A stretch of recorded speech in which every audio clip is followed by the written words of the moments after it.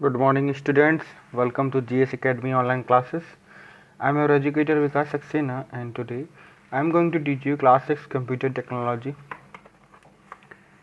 मैंने आपको मेमोरीज के बारे में बता दिया था और आउटपुट डिवाइसेस तक मैंने आपको कंप्लीट करा दिया था. आज का टॉपिक है हमारा computer software.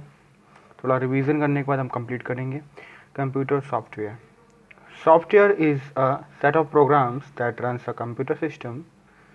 Computer software is stored and executed with the help of computer hardware. Software एक सेट ऑफ प्रोग्राम्स होता है, प्रोग्राम्स का कलेक्शन होता है जो कंप्यूटर को वर्क कराता है, कंप्यूटर को चलाता है.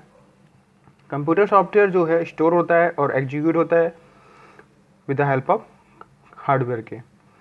मेजर कैटेगरी इसकी जो सॉफ्टवेयर होती है वो है आपका सिस्टम सॉफ्टवेयर. शुरू करते हैं. System software. System software is a set of program. Okay, system software is a program that manages and supports the computer resources and operations of a computer systems. System software ये manage करता है और support करता है computer के resources को और उसके ऑपरेशंस को मेंटेन करता है. उसको कोई भी प्रॉब्लम होती है तो उसको सपोर्ट प्रोवाइड कराता है. ऐसे ही while it executes various tasks such as processing of data and information controlling the hardware components and allow user to use the application software. Simple सा तात्पर्य ये है कंप्यूटर का. सॉफ्टवेयर जो है वो कंप्यूटर में वेरियस टास्क परफॉर्म करता है और जो भी डेटा प्रोसेस करता है, इन्फॉर्मेशन को प्रोसेस करता है, कंट्रोल करता है, वो हार्डवेयर कंपोनेंट्स के थ्रू करता है. उसके बाद जो यूज़र को उस एप्लीकेशन तक पहुंचने की अनुमति देता है and allowing user to use the application of software. In other words, System software is bridge between computer systems hardware and the application software. तो सिस्टम सॉफ्टवेयर का जो मेन काम होता है वो कंप्यूटर सिस्टम हार्डवेयर जो है और एप्लीकेशन सिस्टम सॉफ्टवेयर है, इनके बीच का एक मीडियोकर की तरह काम करता है. कहने का मतलब ये ब्रिज की तरह काम करता है, पुल की तरह काम करता है. कोई भी इंफॉर्मेशन है एप्लीकेशन सॉफ्टवेयर से हार्डवेयर तक पहुंचाना, इसका काम होता है. Operating system is an example of system software. ये जो सिस्टम सॉफ्टवेयर का अगर एग्जाम्पल पूछा जाए तो आपका आंसर होगा operating system. System software controls the internal computer operation. System software का जो मेनली काम होता है कंप्यूटर के इंटरनल ऑपरेशन को परफॉर्म करना, उनको कंट्रोल करना. It can be further classified into the 4 categories. और इसकी अदर सिस्टम सॉफ्टवेयर की भी 4 कैटेगरीज होती हैं. पेज नंबर 14 पे आते हैं ना. मैंने आपको ये थोड़ा ओवरव्यू दिया था. Operating systems, compilers, interpreters and assembler. तो ऑपरेटिंग सिस्टम की बात करते हैं तो ऐसा आपने देखा operating system is also a system software. Operating system an operating system is a software which acts as a interface between the user and the computer. Operating system का जो मेन काम होता है वो इंटरफेस की तरह काम करना होता है कंप्यूटर और यूज़र के बीच में. इंटरफेस का मतलब होता है किसी भी चीज़ के बीच में आ जाना और दो चीज़ों को एक दूसरे से कनेक्ट करवाना. That is all computer resources. Computer का यहाँ मतलब है ऑल कंप्यूटर रिसोर्सेज, कंप्यूटर से जुड़ी हुई हर एक चीज़. It is an important component that controls all other components of the computer system. ये एक ऐसा कंपोनेंट है ऑपरेटिंग सिस्टम जो कंप्यूटर सिस्टम के बाकी सारे जो सिस्टम हैं उनको कंट्रोल करता है. Without an operating system a computer is of no use. Some of the commonly used operating system are Windows, Linux, Unix etcetera. बिना कंप्यूटर ऑपरेटिंग सिस्टम के थ्रू कोई भी कंप्यूटर प्रॉपर वर्क नहीं करेगा, इनकेस वर्क ही नहीं करेगा. ठीक है. ऑपरेटिंग सिस्टम का जो मेन काम होता है वो कंप्यूटर से यूज़र को कनेक्ट करवाना होता है. अब ऑपरेटिंग सिस्टम ही नहीं होगा तो यूज़र किसी भी तरीके से कंप्यूटर को कोई भी कमांड नहीं दे पाएगा, कोई भी इंफॉर्मेशन नहीं शेयर कर पाएगा. आते हैं हम लोग कंपाइलर पे. थोड़ा ध्यान से समझिएगा कंपाइलर क्या होता है. Compiler it is a language translator that translate the high level language program into machine language. Compiler एक ट्रांसलेटर है, जैसे लैंग्वेज ट्रांसलेटर होता है. अगर मैं समझाऊं, अगर एक जर्मन इंसान से अगर मैं बात कर रहा हूं और मुझे जर्मन नहीं लैंग्वेज आती है तो मुझे एक ऐसे लोग की ज़रूरत पड़ेगी जिसको जर्मन और मेरी भाषा समझ में आए, तो वो हम दोनों की भाषा को समझ के एक दूसरे पे ट्रांसफ़र कर देगा जो भी कम्युनिकेशन होगी। ऐसे ही कंपाइलर का काम होता है, वो ट्रांसलेट करता है।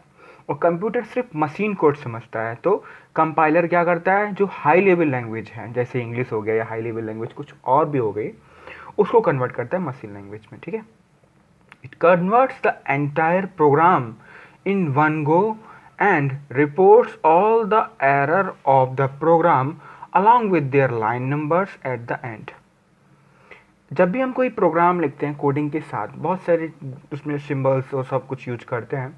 जब हम देखो कंपाइल किसी भी प्रोग्राम को बनाने के बाद दो चीज़ें ज़रूरी होती हैं, एक कंपाइल और एक रन। ठीक है, कंपाइल का मतलब होता है उसमें जो हुई एरर है या कोई गड़बड़ी है उसको चेक करना, और रन का मतलब होता है कि आपका फाइनल आउटपुट उस प्रोग्राम का क्या आएगा। ठीक है, तो कंपाइलर, जैसे अभी यहाँ पे बोला गया कि कंपाइलर जो है पूरे प्रोग्राम को एक बार रीड करता है, फाइनल में उसको बताता है कि आपकी इस लाइन में ये गड़बड़ी थी, इस कोड को आपने ऊपर नीचे लिख दिया है। तो कंपाइलर का काम होता है एंटायर प्रोग्राम को एक ही बार में डिटेल रिपोर्ट देना। अभी आप लोग कंपाइलर को समझेंगे। अब मैंने यहाँ पे एक ही बार बोला क्योंकि कुछ ऐसे भी ट्रांसलेटर होते हैं जो हर एक लाइन को कंपाइल करते रहते हैं, हर एक लाइन को चेक करते रहते हैं और आपको बार बार एरर दिखाते रहेंगे कि ये गड़बड़ है, ये गड़बड़ है। लेकिन इसमें क्या होगा कि आप पूरा प्रोग्राम शांति से लिख लो, देन आफ्टर ये बताएगा कि ये प्रोग्राम में एरर है। तो कंपाइलर एक बार में पूरी एरर बताता है। फॉर एग्जाम्पल, जब हम लोग लैब में जाएंगे तब और क्लियर तरीके से समझाऊंगा आपको। For example, C language has a compiler. The translated program is called the object program और ऑब्जेक्ट कोड। जो भी प्रोग्राम हाई लेवल लैंग्वेज से मशीन लैंग्वेज में गया है उसको हम लोग ऑब्जेक्ट प्रोग्राम बोलते हैं या फिर ऑब्जेक्ट कोड बोलते हैं। कंपाइलर क्लियर हो गया, कोई भी प्रोग्राम अगर लिखा हुआ है हमारा जैसे, तो उसको एक बार में रीड करता है, जो भी एरर होगी आपको बता देगा इस लाइन में ये एरर थी। ठीक है, और इसकी जो अगर कंपाइल करने के बाद ये जो ट्रांसलेट, अगर कोई एरर नहीं बताई तो ये ट्रांसलेट भी कर देगा एक नए ऑब्जेक्ट में, जो से ऑब्जेक्ट कोड बोलते हैं, जो कि लैंग्वेज है कंप्यूटर की 0-1 कह सकते हो, जो कि बिल्कुल ही मशीन और असेंबली लैंग्वेज का कॉम्बिनेशन कह सकते हो, अल्फा न्यूमेरिक भी बनाता है। वो डिपेंड करता है कंपाइलर किसका है। ठीक है, लेकिन वही लैंग्वेज लो लेवल लैंग्वेज में ही कन्वर्ट करता है जो कंप्यूटर समझ सकता है। Interpreter, this language processor converts high level languages programme into machine language by converting and executed in line by line. जैसे कंपाइलर का काम ट्रांसलेट करना था, इसका काम भी कन्वर्ट है हाई लेवल लैंग्वेज को मशीन लैंग्वेज में कन्वर्ट करना, बट ये लाइन बाय लाइन करता है। जैसे आपने लिखा my name is Vikas, suppose ये कोड है, सपोज उसका कोई मीनिंग भी है, my name is Vikas, but मैंने विकास की जैसे कोई प्री डिफाइन कोई वैल्यू है, जैसे चलो मैं इजी समझाता हूँ आपको, माई नेम इज़ विकास। ठीक है, एम वाई से स्टार्ट करेंगे ना, एम वाई, माई की स्पेलिंग जो होती है, इनकेस मैंने एम वाई की जगह पे एम ए आई लिख दिया, एम ए आई माई, तो ये क्या करेगा, आपको उधर पे ही बता देगा, रेड रेड शो करने लगेगा कि ये स्पेलिंग मिस्टेक है। जबकि कंपाइलर में ऐसा कुछ नहीं होता। कंपाइलर में आप जब कंप्लीट प्रोग्राम बना लोगे और फिर आप उसको कंपाइल के लिए F9 बटन दबाओगे तब वो बताएगा, लेकिन इसमें क्या होगा कि आपको उसी लाइन में बताना शुरू कर देगा कि ये एरर है, तो इसलिए इसको लाइन बाय लाइन बोलते हैं। If there is any error in any line, the interpreter reports its immediately and program execution can not resume until it is rectified. उसमें क्या था कंपाइलर में कि पूरा प्रोग्राम लिख दिया, आपने सेव भी कर लिया। इसमें ऐसा नहीं, आप सेव तो कर लोगे लेकिन आप कंपाइल तब तक नहीं करोगे, ऑब्वियस रन नहीं तब तक कर पाओगे जब तक कि वो प्रॉपर जो भी इसमें प्रॉब्लम है उसको रेक्टिफाई नहीं कर दिया गया, सुधार नहीं गया, इसलिए तब तक एग्जीक्यूशन को परफॉर्म नहीं करने देगा। However it is smaller program than a compiler. ये कंपाइलर से कंपेयर टू स्मॉलर, छोटा होता है। For example, basic has an interpreter as the translator. जैसे सी लैंग्वेज में जो सी लैंग्वेज में यूज होता है कंपाइलर, और बेसिक जैसी छोटी लैंग्वेजेस में, छोटी इन केस मतलब कि जो स्मॉल लैंग्वेजेस हैं उनमें यूज होता है ट्रांसलेटर। ठीक है, अब मैं आपको समझाऊंगा सी लैंग्वेजेस क्या होती है, बेसिक क्या होता है, ये सारी लैंग्वेजेस की फॉर्मेट हैं। ठीक है, ये बिगनर्स के कह सकते हो लैंग्वेजेस है। ये सी आपका ऑब्जेक्ट ओरिएंटेड लैंग्वेज के बाद आपका एप्लीकेशन डेवलपमेंट में जो यूज होती है सी लैंग्वेजेस, उस तरीके की लैंग्वेज। ठीक है, आते हैं असेंबलर में। Assembler, it is language translator that converts a program written in assembly language into machine language. Assembler का काम उल्टा होता है, वो असेंबली लैंग्वेजेस को चेंज करता है मशीन लैंग्वेज में। देखो अभी हम लोगों ने पढ़ा था हाई लेवल लैंग्वेज को चेंज करता है कंपाइलर और इंटरप्रेटर। असेंबलर का काम होता है जो असेंबली लैंग्वेजेस होती हैं उनको मशीन लैंग्वेज में कोड करना। Assembly language is also a low level languages, ठीक है। Assembly language machine language both are low level languages. Assembly language जो होती है, assembly language low level language होती है और मशीन लैंग्वेज वो भी लो लेवल लैंग्वेज होती है। डिफरेंस बदलना है कि असेंबली लैंग्वेज में जो कोड होते हैं वो अल्फ़ा न्यूमेरिक होते हैं। अल्फ़ा न्यूमेरिक मतलब उसमें अल्फ़ाबेट भी होते हैं, न्यूमेरिक भी होते हैं, और उसे हम लोग निमोनिक कोड भी बोलते हैं, ठीक है। निमोनिक कोड बोलते हैं असेंबली लैंग्वेज में जो कोड होते हैं। मशीन लैंग्वेज कोड जो होते हैं उसमें 0 1 था। असेंबली लैंग्वेज का इन्वेंशन तब हुआ था जब मशीन लैंग्वेज में कोई प्रॉब्लम आई थी, इनकन्वीनियंस हुए थे, इसलिए असेंबली लैंग्वेज को डेवलप किया गया। लेकिन कंप्यूटर अब भी मशीन लैंग्वेज समझता है, इसलिए हम लोगों ने प्रॉब्लम तो बना ली थी, सॉल्यूशन भी बना लिया था, तो असेंबली लैंग्वेज को भी कन्वर्ट करना जरूरी पड़ गया हमारे लिए, जो कि मशीन लैंग्वेज है। असेंबली लैंग्वेज को समझना ईजी नहीं होता क्योंकि शॉर्ट में बहुत होती है और ये सिंबल बस थोड़ा सा समझने के लिए इसमें इंग्लिश का थोड़ा सा टच दिया गया है। हम आगे पढ़ेंगे इन सारी एप्लीकेशंस के बारे में और लैंग्वेजेस के बारे में डिटेल में। अभी आप समझिए एप्लीकेशन सॉफ्टवेयर। हमने अभी सिस्टम सॉफ्टवेयर पढ़ा, अभी हम बात करते हैं application software. Application software is a set of program necessary to carry out operations for specified application। Application software जो होता है वो एक सेट ऑफ प्रोग्राम होता है, लेकिन वो पर्टिकुलर वर्क के लिए बनाया जाता है। These are the program written by programmers to enable computer to perform a specific task. ये प्रोग्रामर इस तरीके से बनाता है कि ये सिर्फ स्पेसिफिक टास्क, किसी एक ही टास्क को काम कर पाएँ, उस पर अच्छे से कर पाएँ। Various application software and their example are given in table. देखिए बहुत सारे एग्जाम्पल हैं एप्लीकेशन में, जैसे वर्ड प्रोसेसर है, प्रेजेंटेशन टूल है, स्प्रेड पैकेजेस है, डेटाबेस मैनेजमेंट है, बिजनेस सॉफ्टवेयर है। देखिए वर्ड प्रोसेसर में जब जैसे क्या आते हैं M S Word, Word Perfect, Word Star. Presentation जो टूल होती है कंपनीज वगैरह में वो आपका M S PowerPoint use करते हैं। Spreadsheet packages M S Excel जिसमें डेटा कलेक्शन एक साथ रखा जाता है। Database D B M S जिसे बोलते हैं वो एम एस एक्सेस और एस वाई बेस होता है जिसमें पर्टिकुलर डेटा लॉन्ग टर्म के लिए स्टोर रहता है। बिजनेस सॉफ्टवेयर में आपका आता है inventory management, payroll system and other, ठीक है। होटल मैनेजमेंट बहुत ही कॉमन है आज के टाइम में। आजकल लास्ट टॉपिक पे आते हैं जिसे बोलते हैं, जिसे कहते हैं utility software. Utilities are those application programs that assist a computer by performing housekeeping functions like backupping up or scanning viruses or arranging information, etc. They ensure the smooth functioning of a computer. In simple language utility software वो होते हैं जो आपके background में work करते हैं, जो आपको पता भी नहीं चलते, ये आपका बैकअप बनाते हैं कंप्यूटर का। कंप्यूटर में आ जाने वाले वायरसेस को डिलीट करते रहते हैं। कंप्यूटर में जो स्पेस की प्रॉब्लम होती है उसको मैनेज करते रहते हैं और ये स्मूथ फंक्शनिंग करने के लिए जाने जाते हैं। कंप्यूटर प्रॉपर तरीके से वर्क करे, कंप्यूटर में टेम्प्रेरी फाइल्स डिलीट होती रहें, ये काम आपका यूटिलिटी सॉफ्टवेयर का है, ठीक है। Some important utilities are text editor used for creating and editing text files, backup utility that facilitate the backupping of disk, compression utilities that facilitate the compression of the disk। Simple language में अगर मैं बोलूँ कि utility software का मतलब ही यही था कि स्मूथ करना। बैकअप का मतलब होता है पर्टिकुलर डेटा को मर्ज करके कॉमन डायरेक्टरी बनाना जो बाद में हम लोग रिस्टोर कर पाएँ कोई प्रॉब्लम आने पे। कंप्रेस करना, बड़ी बड़ी फाइल को छोटा बनाना, उनको कंप्रेस करके रख देना, जब भी कोई एक्सटेंड करने की बात आए या उसको एक्सपेंड करने की बात आए तो वो उसको एक्सपेंड कर पाए। जैसे 1 GB की फाइल है तो 300 में कंप्रेस कर दिया हमने। Disk fragmentation utility that attempt to minimise the fragmentation of the disc.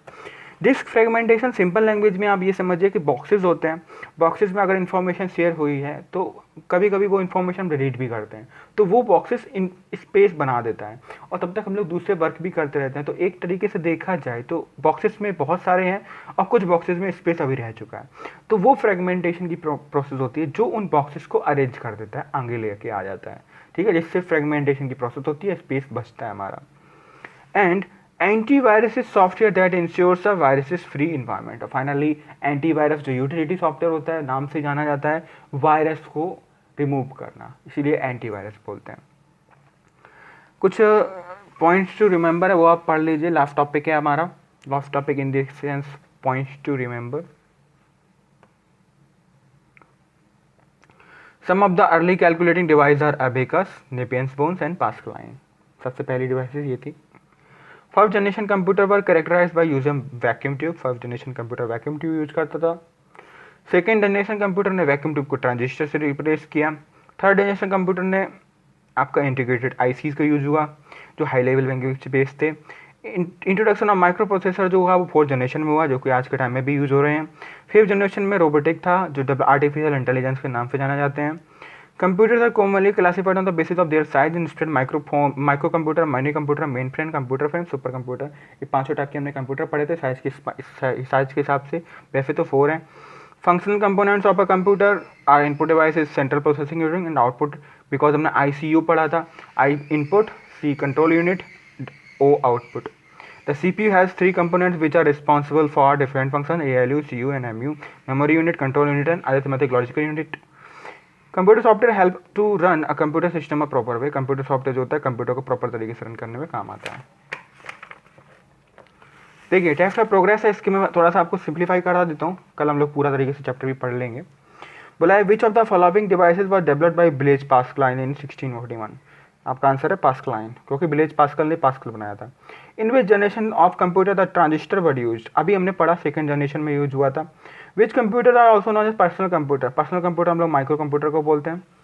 D number है आपका, which of this is not an input device is keyboard, mouse, printer is your output device because printer give you result.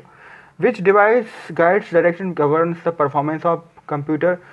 की CPU, obviously CPU सभी devices को order देता है। फिर in the blanks देख लेते हैं, छोटा सा है, काफ़ी इजी भी लग रहा है मुझे। The term MICI stand for in character magnetic, obviously magnetic इसमें आ जाएगा। The dash of the CPU perform all the arithmetic and logical operation with in a computer. Arithmetic and logical obviously ALU करेगा, arithmetic logic units का full form भी है। A group of 8 bit also called bits, sorry bytes. 8 bit का bite होता है। 4 bit का क्या होगा, निबल हो जाएगा। बाइट बड़ा होता है, निबल छोटा होता है, इस तरीके से समझ लेते हैं। Dash and dash are the primary memory of the computer. Obviously RAM and ROM are both are primary memory of the computer. Deaf devices are the used for getting information from the input out computer से input लाने के लिए हम लोगों को output devices का use होता है। A dash is an output device use for printing high quality graphics. Obviously high quality graphics के लिए हमारा ये प्लॉटर ही बचता है। प्लॉटर मैंने बताया था, एडवर्टाइजमेंट वगैरह के लिए भी यूज होता है। बाकी की क्वेश्चन एंड आंसर हम लोग नेक्स्ट क्लास में देखेंगे। इनकेस कोई भी क्वारी रहती है आप कमेंट सेक्शन में पुट करो, मैं उसको जितना हो सके उतना जल्दी रिजॉल्व करने की कोशिश करूँगा। Thank you and do like.